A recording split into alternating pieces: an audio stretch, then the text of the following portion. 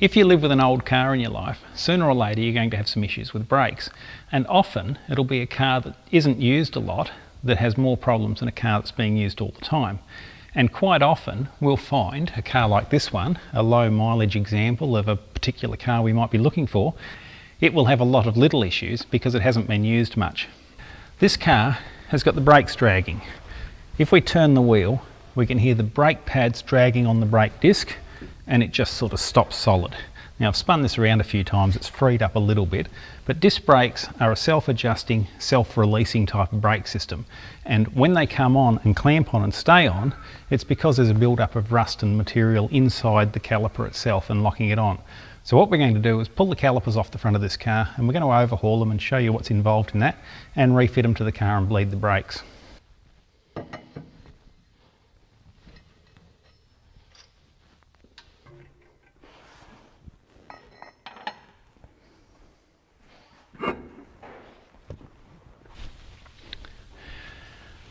This is our brake caliper and the brake disc, and you can see the brake disc has actually got a heat line around the outside of it where it's been getting hot from the brakes just rubbing all the time.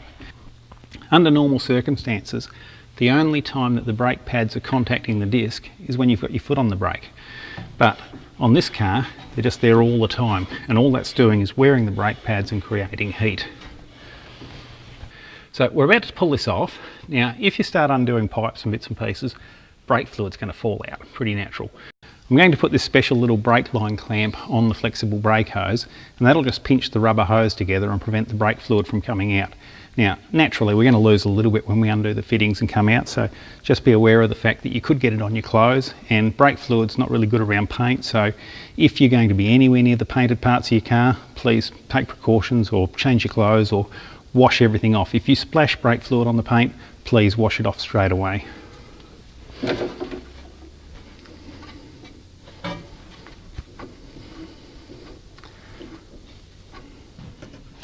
Another little note about brakes: if you're at all unsure about what you're doing, please consult a professional. It's better off to pay somebody else to do it rather than to cause a problem through not knowing fully what's going on and putting a part back together wrong. Without brakes, there's nothing stopping us. Now this car's got the bolts lock wired. Any cars that have that, typically Fords do, not many General Motors cars do, but you must note the way the lock wires were tied on, because you can wire them incorrectly and then they will rub on some of the steering parts and they can cause the lock wires to come out. So if you're not sure, take a photo with your mobile phone, have a little reference of where they were tied and duplicate that when you're putting it back together.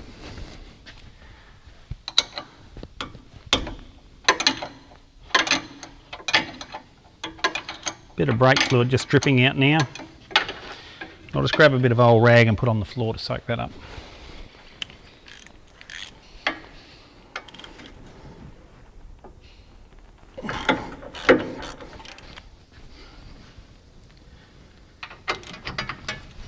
Now, the last bloke must have been a bit worried about these coming off because they've done up really quite tight. Tighter than they needed to be anyway. Sometimes it'll be necessary to use a lever to get the caliper off, mainly because you'll have this little bit of material outside of where the pad travels and it'll create a shoulder on the disc. Now if you've got a shoulder there, and this car's got a little bit of one there, a seized up caliper is going to get caught on that because it'll have to spread the pads to get it past it. So it's not unusual to have to lever them off. That's really quite tight. We've still got about half the life left in these pads, but you can see the edges crumbled away, and that's where I've pulled it off past this little shoulder, and it also indicates that the pads have been getting very hot, as the disc has as well. So we'll fix all that up and she'll all be happy when we go back together. So I'll get the other side off and then we'll have a look at them on the bench. Brake fluid is hydroscopic. It absorbs water at an alarming rate, so anywhere where you've got spills, water is the best treatment, and then just mop the water up afterwards. Keep it washed off your skin. It'll dry your skin out as well because it'll suck all the moisture out.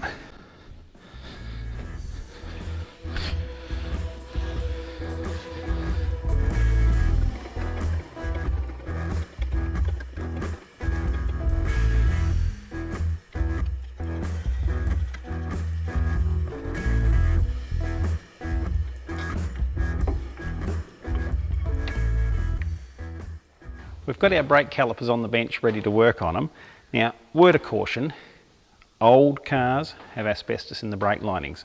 So whenever you're working around brakes on old cars and you're unsure, treat all brake dust as if it contains asbestos. If there's a heap of it around the wheel, get your hose and wash it all off before you start working on it. If you have a heap of it in the calipers, wash it off with a hose before you actually really start tearing them apart. That won't cause any problems. The other thing we have, the seals used in braking systems will be destroyed by using any petroleum-based product on it. So any solvents that you want to wash your parts in, if you do use a solvent like that, must be completely removed before you can reassemble them, because the tiniest residue left in there will destroy the new seals. You could have a brake failure and that can result in a fatality. The only safe way, use a proper brake cleaner to wash them all. Now, our pair of calipers are not bad. They're not completely covered in dust and things like that. So I'm going to remove the pads out of them and we'll see if we can get the pistons out. The biggest problem we have with these old cast iron calipers is actually getting the piston out. Now these were working, they weren't returning very well, so I don't see any great dramas with this one. So these should be pretty much a textbook removal. Now buy the book and go and look at any workshop manual, it'll tell you the same thing. Remove the pads, put a small block of wood in between the caliper body and the piston and apply compressed air to the port, and that will actually push the piston out to the point where it'll pop out. Now, be cautious. There is brake fluid inside here. It is likely to splash on you with the compressed air behind it. So if you have sensitive skin, wear gloves, put a face shield on, whatever you have to do. At the very least, have eye protection on while you're doing this. So we'll give it a go and we'll see what happens. First job is to get the pads out. Now on this model, it's got a little spring clip across the outside and there's a couple of little buttons which locate in holes and they're stuck in there. Somebody's glued these in to stop the pads squealing. You find that sometimes, but there's two little buttons in there and they locate into holes in the caliper just to stop it coming out and moving around. Now the other side one has just got a spring clip into the piston and it doesn't want to come out either. Been there for too many years. Now we're going for the textbook method of getting this apart, which is always the easiest. So what I'm doing now is I've got my air nozzle and I'm just going to wrap a bit of insulation tape around it to create a fatter end for it. You can actually buy an air nozzle with a tapered rubber plug on the end of it, which is perfect for this sort of work, but we don't have one. I use this method, it works quite well. Now, same thing as before, be very careful with compressed air, it is quite dangerous. Now, I'm going to put the block of wood this way first, and look at that, the piston is coming out. So I'll let the pressure off, these are going to be easy to get apart. Now, brake fluid will come out, so just be wary, and it's popped out. And we've only got a small amount of brake fluid left in there, but we can see that there's rust on these pistons. Now the piston is the piece that you throw away in a brake caliper. It is the sealing surface. That's just a dust boot that goes on the outside of it, but inside we have got the seal. I'll hook that out. Now the seal is inside here and it's actually like a big square O-ring that fits into the housing and then it seals on the piston. So when we put on the piston slides backwards and forwards. When you put your foot on the brake, the hydraulic pressure behind the piston pushes the piston out and that squeezes the brake pads in onto the brake rotor. Now if we've got rust build up on the piston, it's going to make the piston tight in the housing, and that's what the problem with this car is, the brakes are not releasing. But also the rust will cut the seal and then you'll get tiny little lines cut across the back of the seal and the brake fluid will leak out. Now this one wasn't there yet, but I suspect it wouldn't have been long. Now this car's been out of service for quite some time, so now that it's back on the road, if they'd been left alone, just the brakes working and the rust rubbing backwards and forwards past that seal would be enough to make them start leaking. So we caught it in time, it was definitely headed for a brake failure.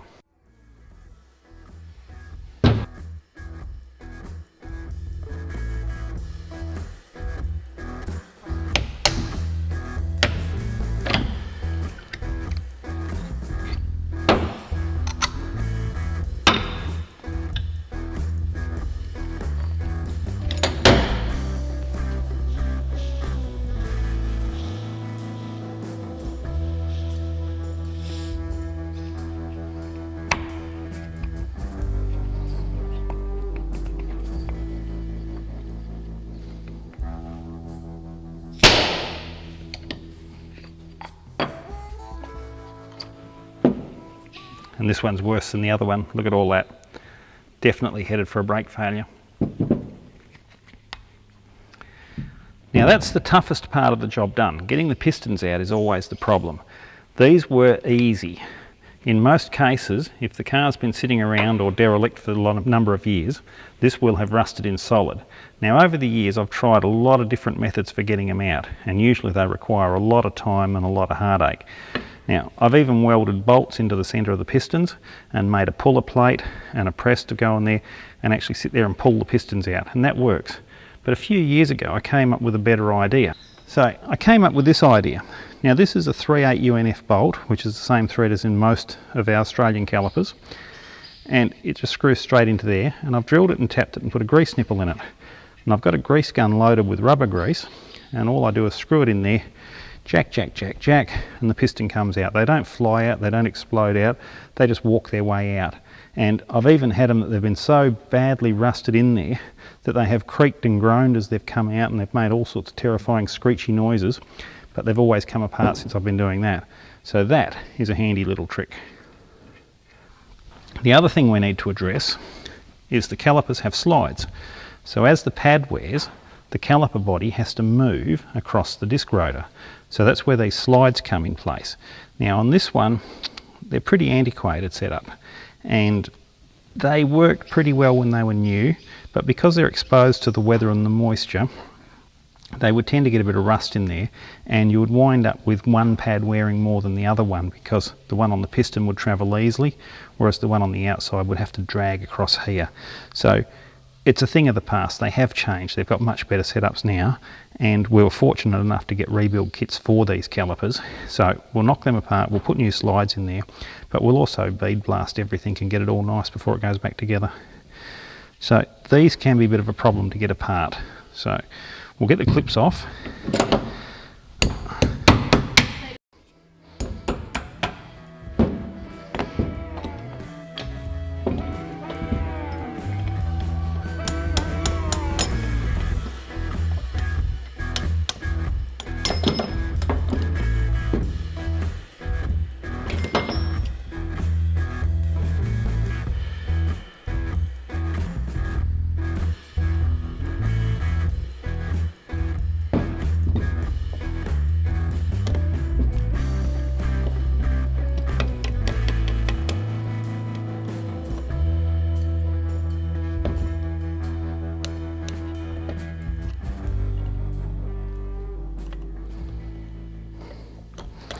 Often these old pins will rust in there pretty solid.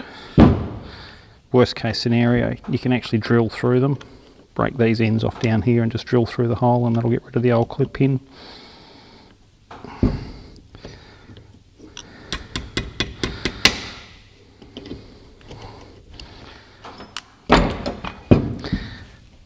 Now, inside the caliper body, there's a whole heap of this sludge.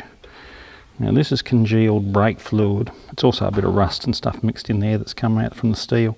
So that'll all go when we put it back together, and it'll all be squeaky clean and ready for another 160,000 kilometres. Now these slide pins are well and truly rusted in, and I've just been trying a little bit of experimenting, and I'm just catching the edge of the pin in the vise. Now I've got new pins, so I'm not worried about them. I can destroy them. I could even cut them off here and drive the pieces out. But I'm trying to get them out because I don't want to have to actually drag this piece out from the body with something else, like welding a bracket on or something like that. So we'll try and get them out in one piece. I'm going to put a little bit of lubricant on them.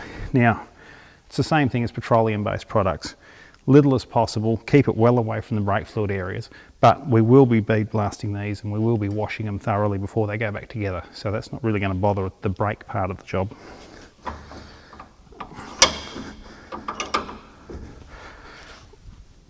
Yeah.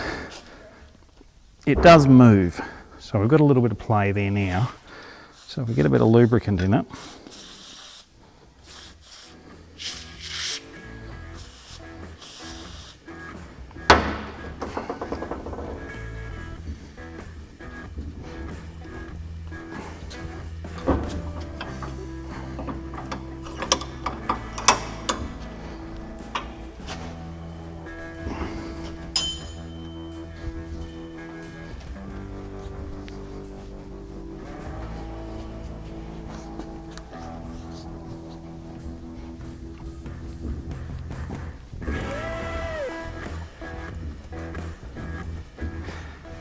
Yeah, I am getting it to move, but not very much. But it is coming out.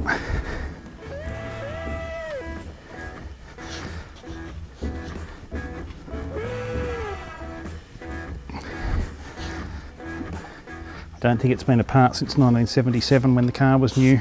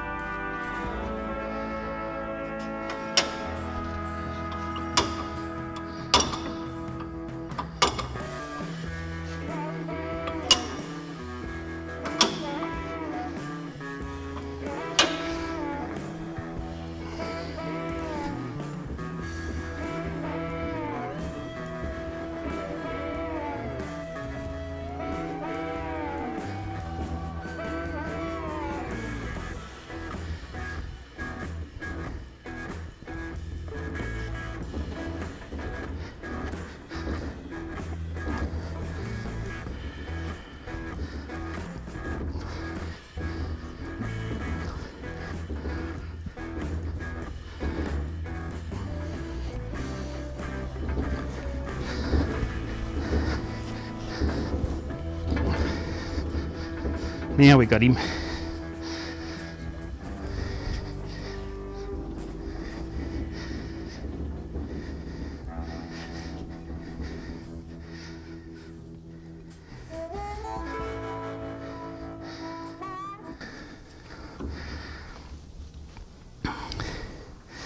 There's a little rubber O-ring on there. If I get rid of that, it should come out a bit easier.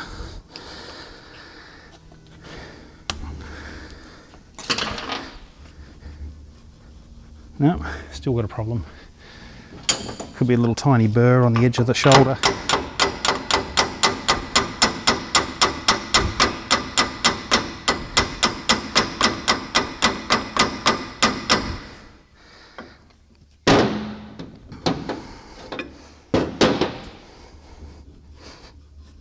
Right, one down, 3 to go. I've just got my wire buff and given this a good clean up because this pin was quite rusty all the way along it, and this will make it a lot easier to get out. Now back in the day, if this car had come to me and it was a 10 or 15-year-old driver and it was somebody's everyday wheels and it was a case of just get the car going, I don't want to spend a heap of money on it, I would have drilled a hole through this side of the casting and driven this pin out from this side. It wouldn't have caused any dramas with the operation of the caliper. It would have been quick, it would have been cheap, but our ideas change a bit and our ideals change a bit. Now that this is a cherished Sunday driver, we're trying to preserve the originality of it. So I will sweat over it for a bit more and we will get the pin out and it will be all original and tidy when it goes back together.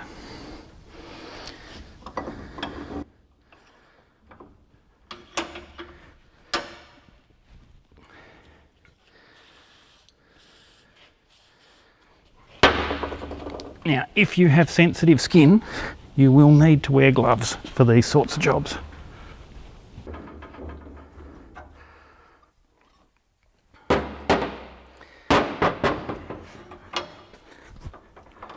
A good point to make at this time is keep your caliper body and your mounting bracket together for the same side, because they will interchange, but then you're going to wind up with the caliper with the brake bleeder on the bottom rather than on the top when you go put it on your car, and you'll never be able to bleed that up.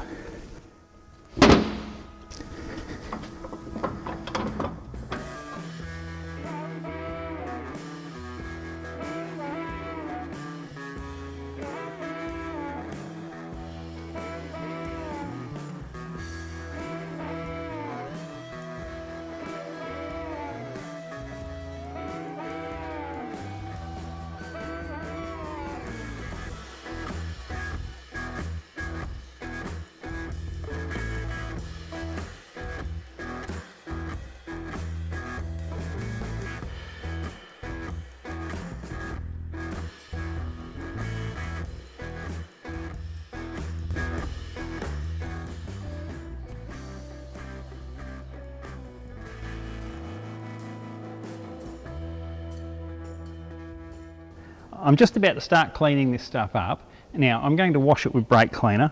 I'm going to take it out, I'm going to hit it with the hose and blast everything off, and then I'm going to dry it completely with air, and then I'll be bead blasting it. But I've got 2 caliper bodies and I've got 2 mounting brackets, and they must stay together. So I learned years ago the easiest way to do this was to simply just tie a piece of wire around one pair, and then we know that the 2 pieces with the wire on them belong together. And it doesn't matter if we bead blast, it doesn't matter if we paint or anything like that. It's not going to worry it. We're not going to have a mark that's going to rub off. But the piece of wire is the bit of tie wire I cut off the car on the actual mounting bolts. So I'm recycling that as well.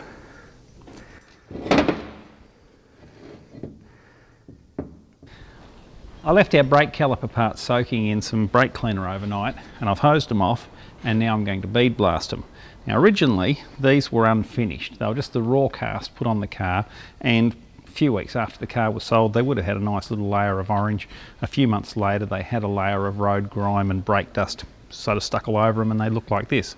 So for preservation I'm going to paint these, so I'll give the whole lot of blast outside and in, and our main area of focus will be the inside, because we don't want any rust inside where our piston's going to go, because if the piston gets rusty the brakes are going to have problems.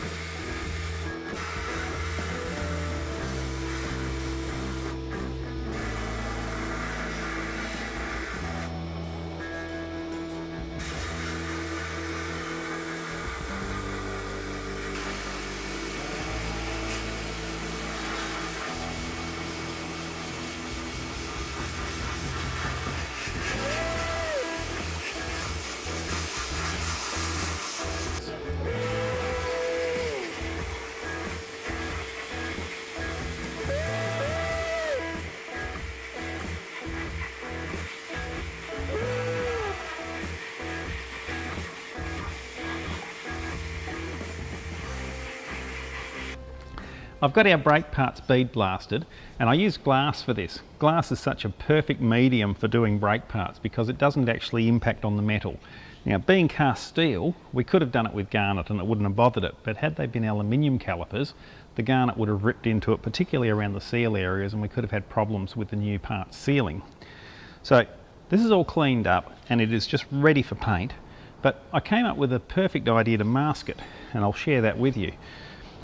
Because we're going to paint all this, we don't want paint in the area where the brake fluid or the seals go, because 1, the paint inside could contaminate the brake fluid, and 2, it could prevent a seal from sealing. So what I'm going to do is refit the old pistons into the caliper bores with the outside seals on them, and then I can paint all this and take the pistons out, and we're ready to assemble it with the new parts. As I was cleaning up the pistons to use back in the calipers, it highlighted how badly rusted and pitted they were. You can see all these rust pits, and that's right where the seal was running. So once this car had gone back into service and done a bit of work, had we not overhauled the calipers, we would have had a brake failure pretty quickly.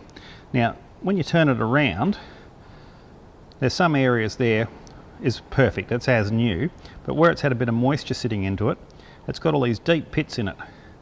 So these are throwaway parts. You don't actually do anything with old pistons.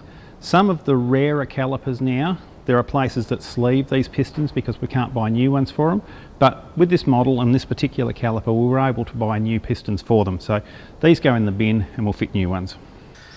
Now I'm going to assemble our brake calipers. We've got the new parts. I've got new pistons, new seals, new dust boot, and these are our new slide pins and all the seals for the slide pins. Now part of the job of these is they're an anti-rattler to stop the pin actually rattling in the body of the brake caliper, but we'll put them in there. Now we need to put a bit of lubrication on the seal. You can just use brake fluid by itself and that works well. I'm going to use rubber grease, but you've got to be very careful with rubber grease that you don't put too much on the back of the seal, because it can prop in the cavity for the seal and it'll hydraulic in there and actually push the seal out, and when you go to install the piston it's going to damage the seal. So we just want a little bit of a smear around the back of it,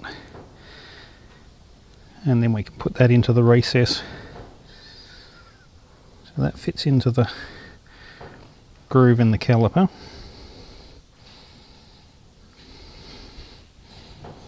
Yeah, that's dropped in there nicely. We'll just push it down so it seats all the way to the back of the bore. Now, here's our dust seal.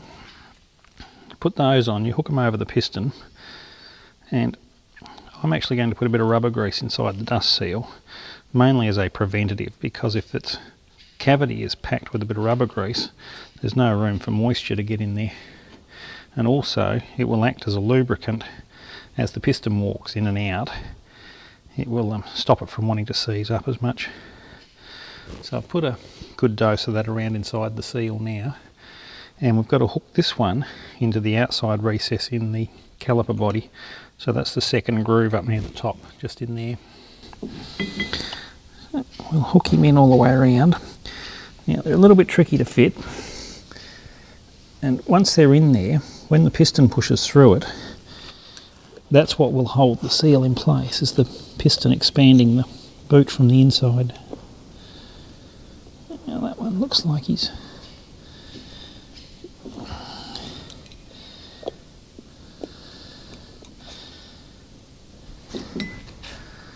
looks like it's sitting in place. Now we should just be able to snug the piston down and into place. It shouldn't really take much more than hand pressure to walk it in there. Never try and drive these in with a hammer. You'll just wind up damaging the seal.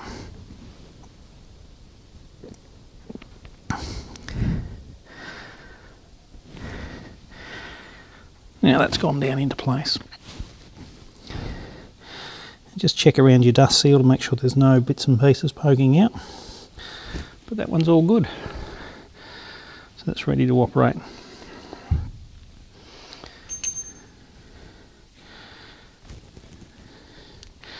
Now the slide pins I'm going to put together with a little bit of a synthetic grease on it that's specially designed for slides, and that'll stop the pins wanting to rust to the caliper support over its life in service.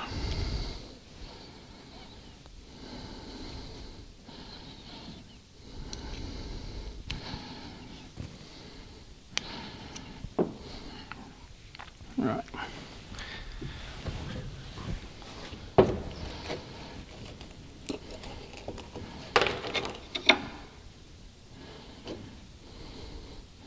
Now this is a special synthetic grease solely for brake caliper slides.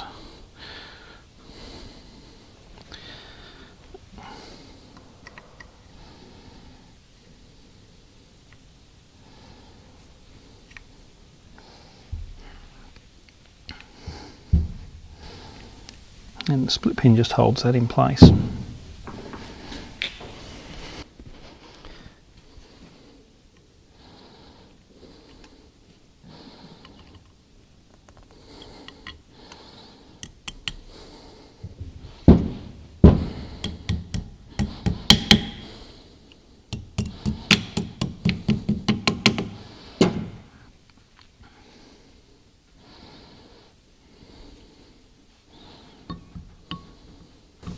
Right, there's our caliper support bracket.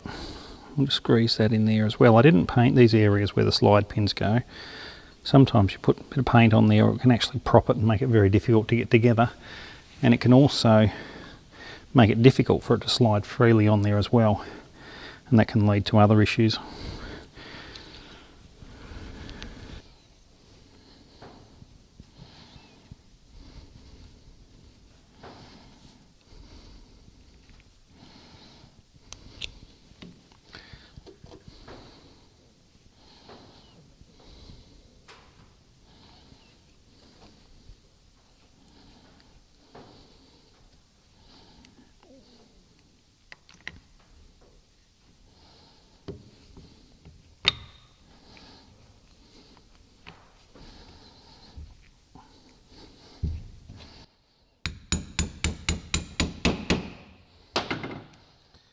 So there we go.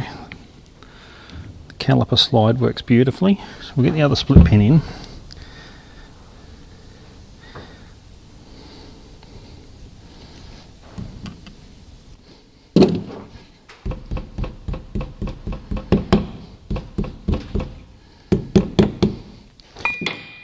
And And all that's left to do is to fit the two anti-rattle clips in there, and we've got our caliper rebuilt.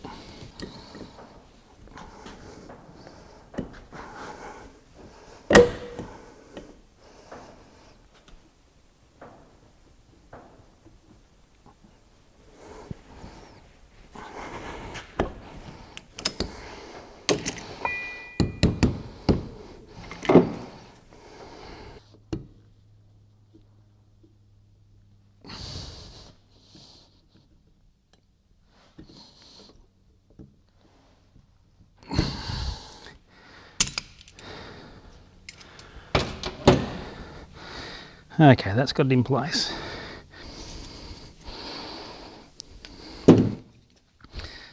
Now if I refit the pads, this will be ready to reassemble on the car.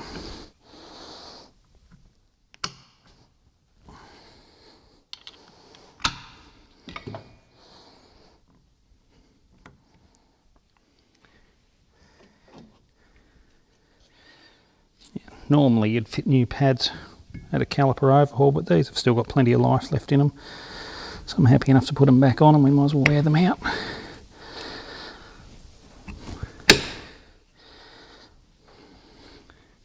First one done.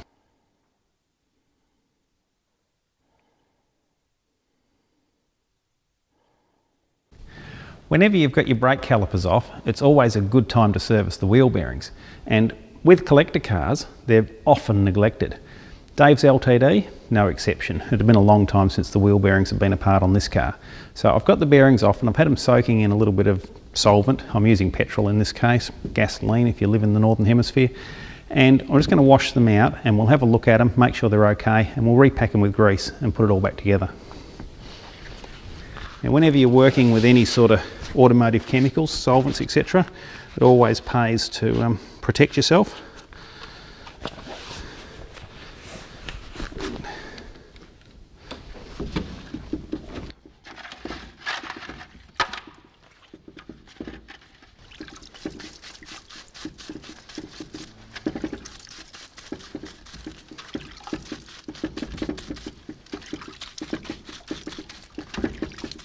Quite often you'll find that there's grease still stuck between the rollers, and you'll need to spin the bearing in the solvent to actually release it and get it out. And then as a final thing, a good blast of compressed air. But be wary, you don't want grease splashing back up in your face, you don't want solvents in your eyes and things like that, so work well away from yourself.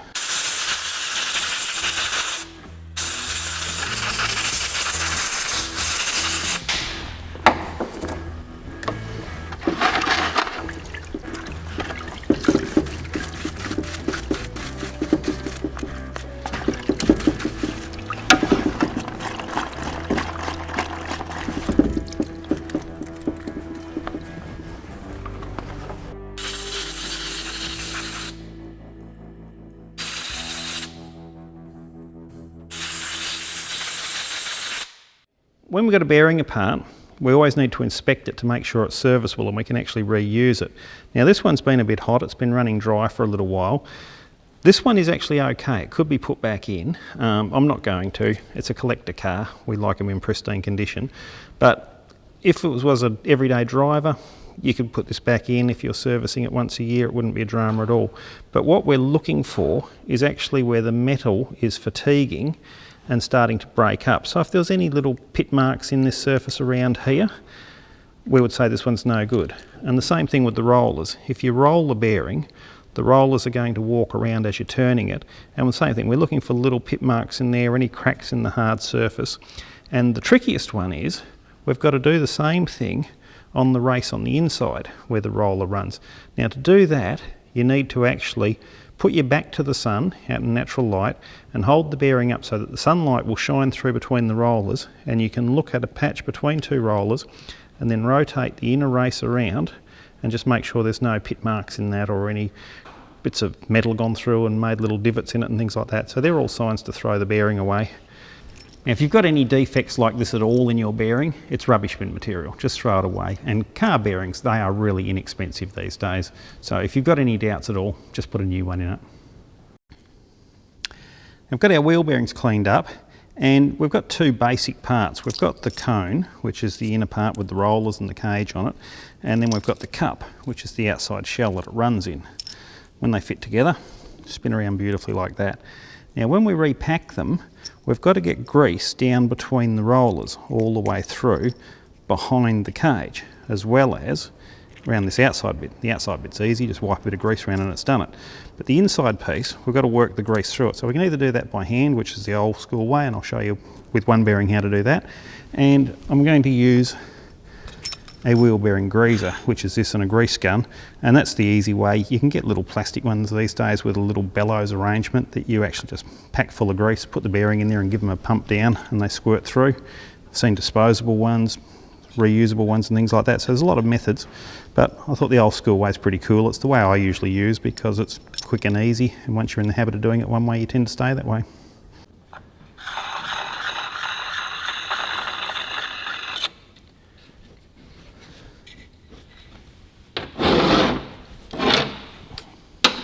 Now just hook this onto the grease gun. We'll pump a bit of grease through. If I do it sideways, I can show you what I'm talking about the grease going through the middle. So,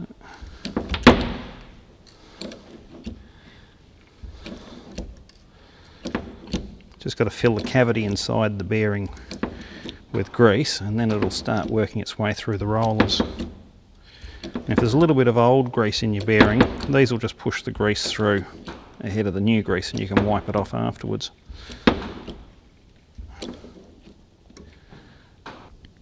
Now we've got the grease squirted through and it's coming through between the rollers. So there's the grease just poking out there, and that's what we want. We want it actually, the whole cavity behind the roller packed with grease. So this one's ready to go. Now here's the old school way of packing a wheel bearing, and it's the method I use the most because it's just so easy. And old mate of mine, Brian, showed me this a long time ago when I was just starting out in the motor trade. So this one's for you, old Briney, because this was your method of doing it. Easy, little bearings are easy. Put your thumb over the hole so the grease doesn't want to keep walking through that. But we're just going to walk the grease through the bearing. So a little bit of grease on your hand and slide the bearing through it, and you'll soon have the grease walking up through the bearing. So there it is there. The grease is just coming through between the rollers. So the trick is you just work your way around, a little bit of grease on your hand, and have the action of just wiping it through it, and the grease will walk its way up. Job's done. Takes a few minutes, bearings packed.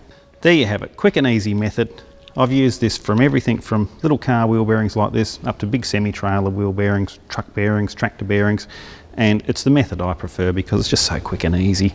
So I've got our bearing ready to go back in. I've put a bit of extra grease around the outside edge of it to give it plenty of lubrication.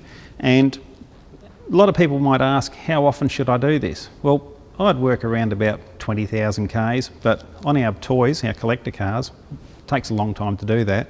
So every 3 or 4 years, if you serviced your wheel bearings, they're going to be in great shape forever pretty much. So this is ready to go back together. Another point is, back in the old days when I had a service centre and I was looking after cars all the time, I was never a big believer in packing the inside of the hub with grease. Now, if the car's being serviced regularly, and we would do these wheel bearings on all these cars once a year, no big problem. But being that these collector cars sit around a bit, the grease dries up, you start using it, it'll walk out of the bearings a bit, it pays to pack the hub because the hub will hold the grease in the bearing. So even if it goes a bit hard from sitting around, and it might be 3 or 4 years, something like that, sometimes collector cars can sit around for a long time, you're going to have a safety margin in there. And the small cost of putting the grease in the hub is insignificant really to having a problem on the road. Just about to refit this. Now a little bit of caution when it goes together that you don't pinch the seal on the back of the stub, and usually they go on pretty easy, but I'm in the habit of putting them up, and when they're just about in position, just rotate the disc a little bit to roll the seal on. So turn it and push it in, and that's gone up into place. Now there's always a little special washer that goes on the outside with a little keyway in it. And that's so if the bearing decides to start rotating on the stub for any reason, it won't unwind the nut and cause an accident. So once that's in place, Even if there is an issue with the bearing and it seizes and wants to spin, it can't cause any problems. Now, wheel bearings need to be adjusted, and if you went and asked 5 different mechanics how to do it, they're going to give you 5 different answers. If we went and found 10 other YouTube videos on how to do this, you're going to get 10 different answers.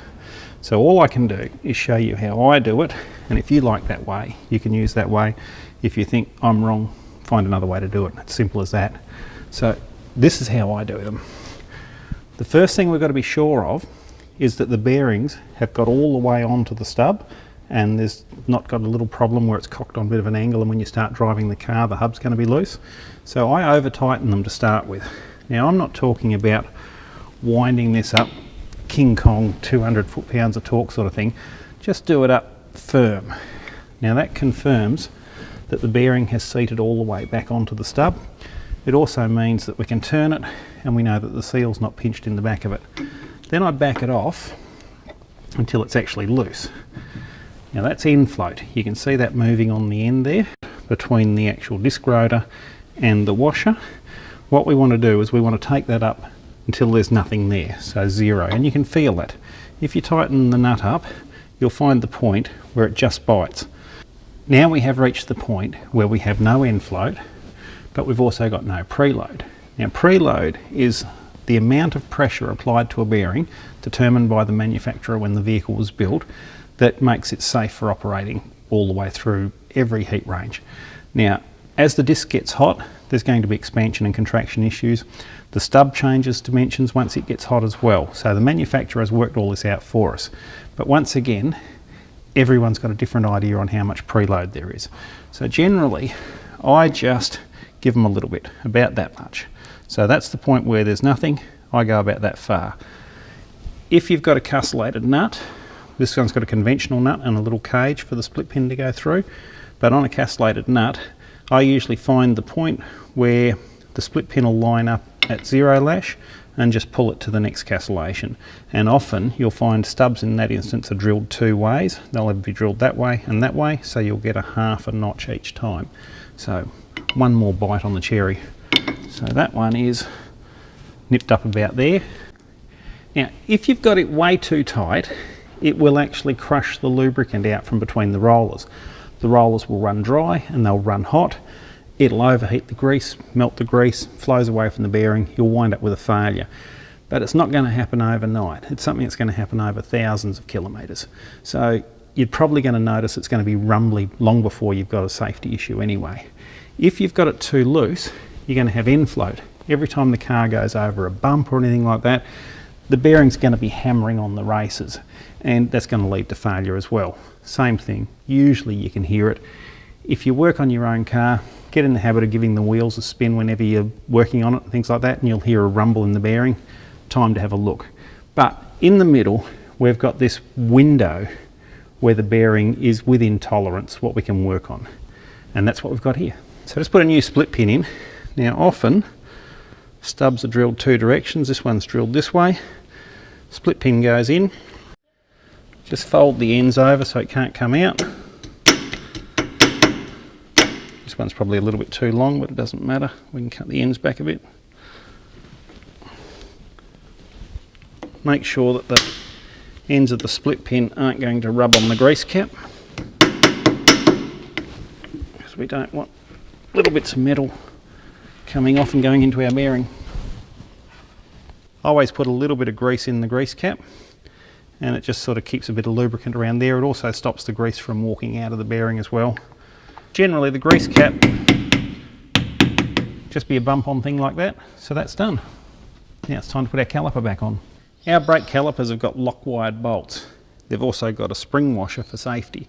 So that's the manufacturer making sure that we are safe on the road, that we're not going to have a problem with the bolt coming loose and coming out, brake caliper coming up off the disc and causing a problem. And I've seen it happen. I knew of a car that was serviced, and the guy picked it up, he drove away, put his foot on the brake and one of the front wheels locked up. Fortunately it was left-hand wheel, pulled the car off the road, and car came to a stop. Couldn't work out what had gone wrong. He reversed up, the car worked fine until he put his foot on the brake again, did the same thing exactly again. had a look under the car, and one of the bolts was missing from the caliper. Every time he'd put his foot on the brake, the caliper would swing out and get hooked in the wheel, cause the wheel to lock up. So that's the thing with brakes. You've got to make sure that everything's right. So we put this one in, we tighten it up, we lock wire it, we know it's all done. Now some cars rely on a Loctite sealant on the thread. Now this car, given that it's got a spring washer and a lock wire, I've put a bit of grease on there just so it won't rust up. The cars with Loctite on them, check your manual. If it's got a blue line around it, there's a fair chance it needs a low strength Loctite when you put it together, but always go with what the manufacturer recommends. Before you fit your brakes, make sure there's no grease on the disc. So if you've had particularly greasy hands while you're working on it, a bit of solvent on a rag, give it a wipe off. But in our case it's pretty clean. But we don't want grease burning into the brake pads.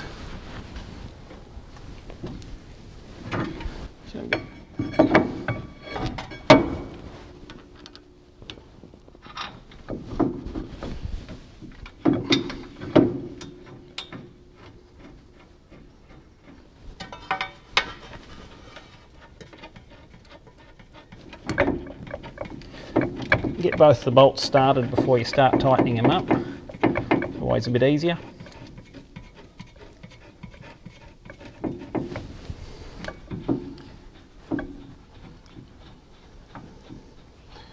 And if you're not sure, consult your workshop manual and torque the bolts to the manufacturer's recommendations.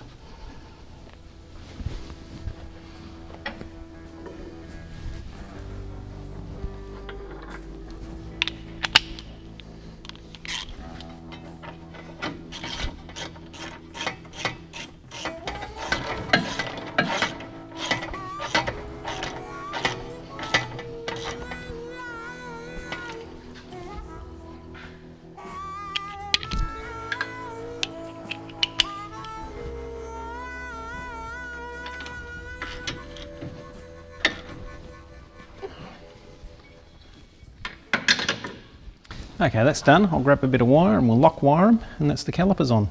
So I'm just getting the wire through the bolt now, and it's a bit like a castellated nut. You've got a lot of spots where it'll go through, so pick the one that works the best, but always put a cross in your wire under the bolt head.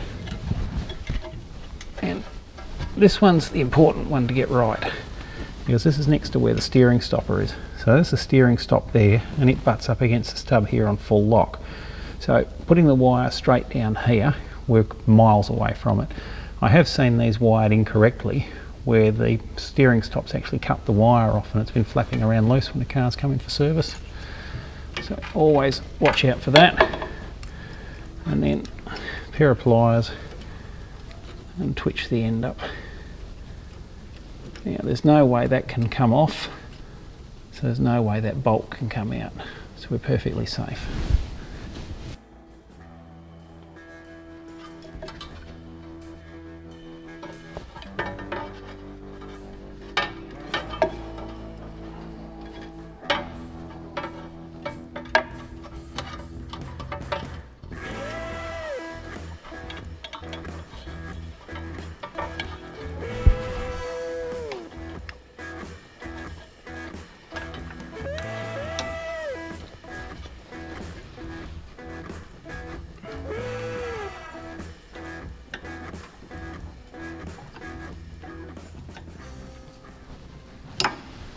We're about to start bleeding the brakes, but there's a few things we've got to check out first. Now, I've overhauled these brake calipers, so I know the bleeders are in top shape.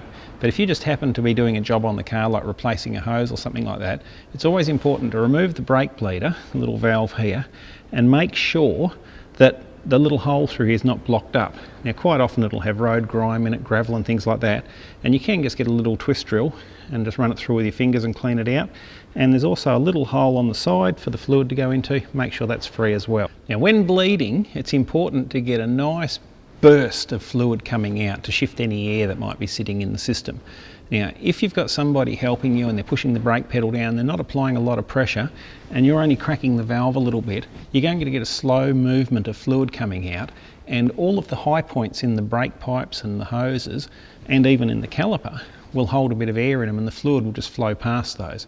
So what you want is somebody to actually be really standing on the pedal, get a heap of pressure against it, and then quickly crack the valve open to get a nice big burst out each time. It's also important to loosen the master cylinder cap.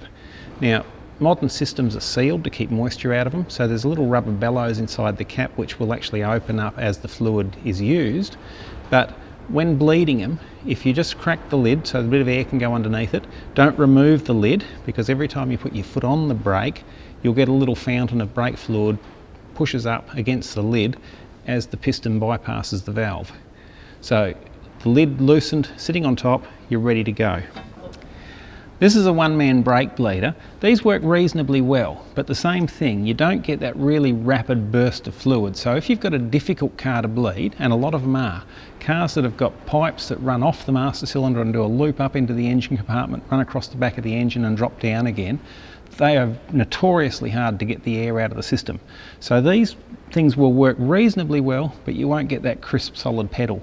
So I'll usually use one of these to actually pre-bleed the system, and then I'll get an assistant to actually work the pedal, and we'll get the rest of it out nice and easily. Before connecting your brake bleeder, make sure that the actual little bleeder valve is clean, because we don't want dirt blocking it off.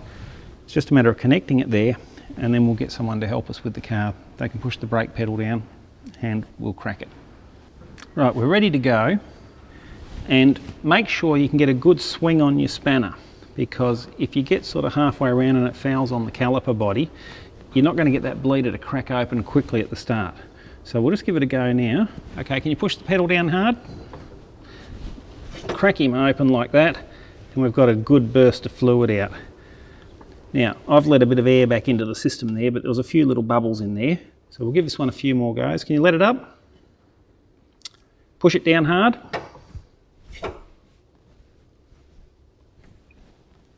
Let it up. Now this one's bled up quite nicely, so there's no more air coming through there. So the pre-bleed I did on it has actually worked really well in this case. So I'll work around all the other wheels and we'll get the whole system bled through. Now, a few do's and don'ts. Don't get someone in the habit of just pumping the pedal to try and build a bit of pressure, because what tends to happen is the big bubbles of air in the pipes will actually separate into little champagne bubbles that are near impossible to get out. So what we want is to shift this big bulge of air along. So it's best to just push the pedal down and hold it, even if you're not getting any response on the pedal. Crack the valve, let the air out that is there, close the valve, get your assistant to take their foot off the brake pedal. Now the other thing is wait. When you take your foot off the pedal, wait for a minute, because if there's a lot of air in the system, it's actually elastic. So when the pedal comes off, it'll stretch the air out in the pipe and there'll be a bit of a vacuum in there. So what we want to do is wait with your foot off the pedal, and it'll draw a bit of brake fluid through into the line, and then your assistant can push the pedal down again and you can squash the air through with that. If your car was built after the late 1960s, it'll have a dual circuit braking system. And quite often, when you've been working on the brakes, you'll have the brake fail light on.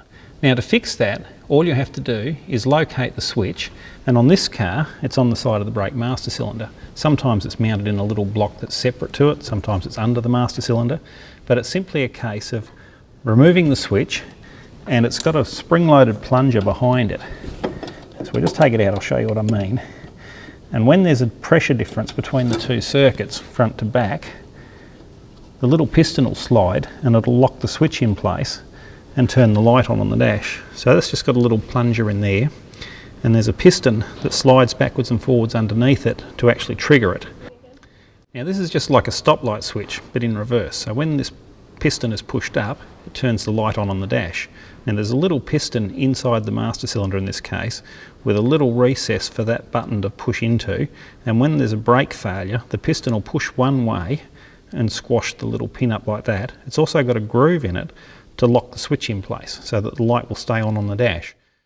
So to reset these, take the switch out completely, and then it pays to push the brake pedal down a couple of times, and that will get the piston centered back in the middle again in the off position, and then you put the switch back in and the job's done. Now normally these switches are made of plastic, so they don't need to be very tight. So you put them in there and then just nip it so they don't come undone.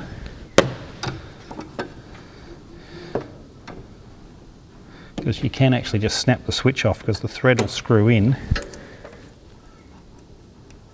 and keep pulling off and break the top of the switch off. So that's got our brake calipers overhauled on Dave's car, and it should be good for another 160,000 Ks. I'm Rob Teal. Thank you very much for watching.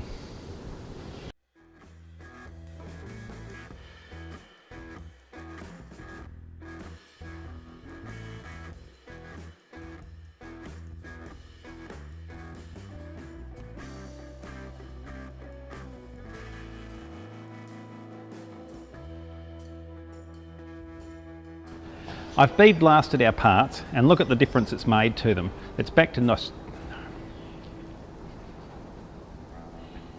Hey, baby. Do I detect a challenge? Steel now, and this is ready to paint. With all this sort of... No, cut it, I want to start it again.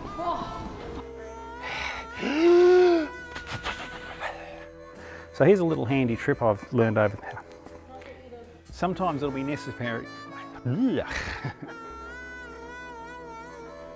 got it.